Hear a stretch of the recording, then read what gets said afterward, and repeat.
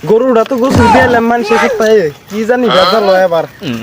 কি গরম দিছে গাছ তো লগায় বসছি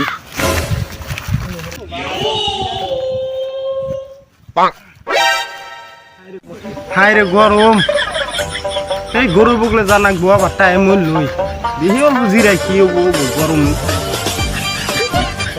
কোন শালায় যে খেতে মধ্যে আজকে আমার গরু দিচ্ছে ধরালে বাইরে একবার টানা টানা করে আলাম যে এক শালায় বয়ে গেছে দিয়ে ওর কাছে যে হুনি হায় রে গরম দিছে ও ভাই কোনে এত চাও বসে অল্প জিরা যাও